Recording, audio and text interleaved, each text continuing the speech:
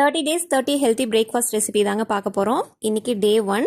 இதில் 2 ஸ்பூன் அளவு பச்சை கொண்டக்கடலை கொடுத்துருந்தேங்க, சின்ன துண்டு சக்கரவள்ளி கிழங்கு, ஸ்வீட் கார்னு, அப்புறம் கொய்யாப்பழம். இது கூடவே பிரண்டை தோசை செஞ்சுருந்தேன். மணத்தக்காளி கீரை சூப்புங்க. இப்படி செஞ்சன்றதை ஷார்ட் வீடியோவாக ஷேர் பண்ணியிருக்கேங்க. மறக்காமல் சேவ் பண்ணி நீங்களும் ட்ரை பண்ணி பாருங்கள்.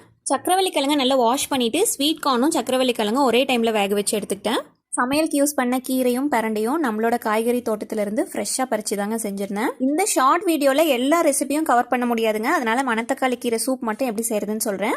கைப்பிடி அளவு மிளகு தக்காளி கீரையை வாஷ் பண்ணி பொடியாக கட் பண்ணி ஒரு பாத்திரத்தில் சேர்த்துக்கோங்க. இதில் சீரகம், மிளகு, பூண்டு, சின்ன சைஸ் தக்காளி எல்லாத்தையும் நல்லா போட்டு கொதிக்க வச்சுட்டு கீரை நல்லா வெந்த உடனே நல்லா ஆற வச்சுட்டு மிக்ஸி ஜாரில் அரைச்சி ஃபில்டர் பண்ணி எடுத்துக்கோங்க. இதில் கொஞ்சமாக உப்பும் மிளகுத்தூளும் சேர்த்துட்டா மணத்தக்காளி கீரை சூப் ரெடி ஆகிடுங்க.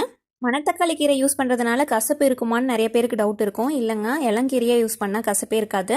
அடுத்ததாக பிரண்டை யூஸ் பண்ணி தோசை தாங்க செஞ்சிருந்தேன். இளம் பிரண்டையாக எடுத்துக்கிட்டேன். அதில் இருக்க தலையும் அந்த தண்டு பகுதியுமே ரொம்ப இலசாக இருந்தது. இந்த தோசையோட ரெசிபி நேற்றே அப்லோட் பண்ணியிருக்கேங்க. இல்லை டீட்டெயில்டாக ஒரு வீடியோ வேணும்னாலும் சொல்லுங்கள், அதுவும் அப்லோட் பண்ணுறேன்.